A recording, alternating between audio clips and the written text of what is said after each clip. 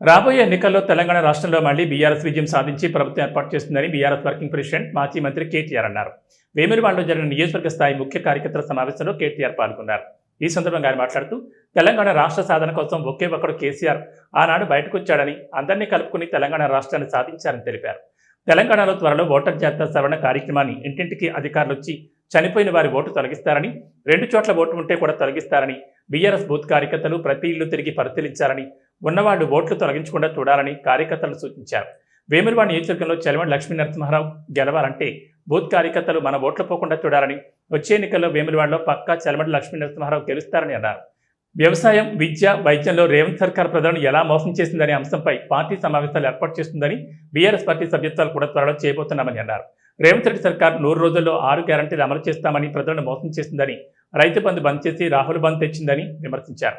వేములవాడపై ప్రత్యేక దృష్టి పెట్టి ప్రతి కార్యకర్తల దగ్గరికి తానే స్వయంగా వెళ్లానని, తెలంగాణలో బీఆర్ఎస్ మళ్లీ అధికారంలోకి వస్తుందని, కార్యకర్తల మీద కేసులు పెడితే భయపడొద్దని, కార్యకర్తలకు తాను అండగా ఉంటానని, కార్యకర్తలు సోషల్ మీడియాను బాగా వాడాలని, యూత్ ఎక్కువగా సోషల్ మీడియా ఫాలో అవుతున్నారని, సోషల్ మీడియా వేదికగా కాంగ్రెస్ ప్రభుత్వం వైఫల్యాలను ప్రశ్నిస్తూ ప్రజల్లో తీసుకెళ్లాలని కోరారు. ఈ కార్యక్రమంలో పార్టీ ప్రధాన కార్యదర్శి జీవన్ రెడ్డి, నియోజకవర్గ ఇన్ఛార్జ్ చెలమడి లక్ష్మీనరసింహారావుతో పాటు నియోజకవర్గంలోని ముఖ్య నాయకులు, కార్యకర్తలు పాల్గొన్నారు. శ్రీ కేటీ రామారావు గారికి స్వాగతం, సుస్వాగతం.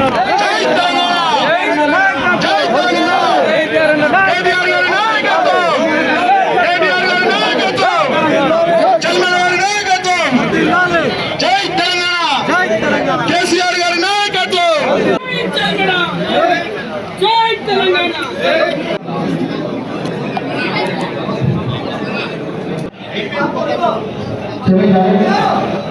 సిరిసిల్ల జిల్లా పరిషత్ మాజీ అధ్యక్షుడు కష్టం ఇస్తాను గారు ఏ విధంగా కష్టపడాలో అన్ని విధాలుగా కష్టపడిన తర్వాత డబ్బుల కోసం ఆశించి కొంతమంది పోతా ఉంటారు. పోయినలు ఓరేటి వాళ్ళ గురించి అవసరం లేదు. నేను చాలా సార్లు చెప్పినా, నేను కూడా అది పోయినలు దండం పెడతా బాబు, మీరు ఓటు మార్కెట్ అందరూ కష్టపడి ఇలా మేము కొట్లాడటం వల్ల కేసీఆర్ ముఖ్యమంత్రి చేస్తానే ఆలోచన ఉండాలి అని చెప్పాలని ఆగలను నేను గెలవాలని కోరుకుంటే శిక్షలలో ఒకటే పని దండం పెడతా. నువ్వు నీ బూత్లో, నీ ఊరి నువ్వు మెజారిటీ తీసుకొచ్చి చూపెట్టు.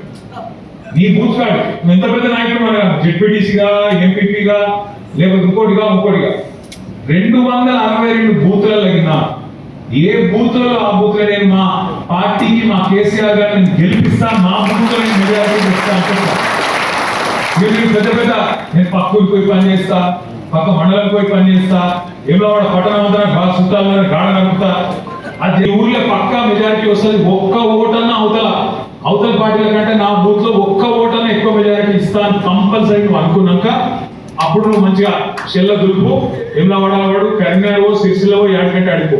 కానీ బూత్ గెలవకుండా, నా బూత్ నా బాధ్యత అనుకోకుండా, నా బూత్ లో నేను మెజారిటీ తేవాలి అనుకోకుండా, నా బూత్ లో నేను ఇచ్చే మెజారిటీగా కేసీఆర్ ముఖ్యమంత్రి చేసింది అనుకోకుండా నువ్వు ఏమి చేసినా ఏం చెప్పినా అది పెడతావు.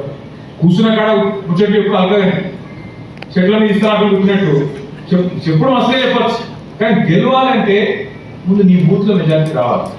నా ప్రార్థన వేములవాడ నియోజకవర్గ నాయకులతో, నాయకురాలతో ఇవాళ పంట కోతకు వచ్చింది, ప్రజలు తయారున్నారు, మీదికే చూస్తున్నారు. కోసుకుంటామా లేదా, ఆ ఓట్లని తెచ్చుకుంటామా లేదా, ప్రజల ఆశీర్వాదం కూడగట్టుకుంటామా లేదా అనేది మీ చేతిలో ఉన్నది, మీ చేతిలో మాత్రమే ఉన్నది అని మాట. లక్ష్మీనరసింహారావు గారు ఉంటారు, నేనుంటా, జీవన్ రెడ్డి గారు ఉంటారు, గూడూరు ప్రవీణ్ గారు ఉంటారు, తోట ఆగయ్య గారు ఉంటారు, అందరం ఉంటాం.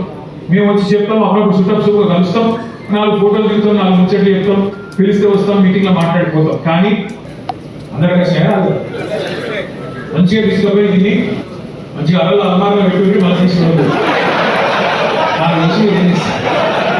తీసుకుపోయినట్లు వారేసి వాళ్ళకి పడకు బండి ఎవరు పడ్డా, పొలం పట్టి పోయినా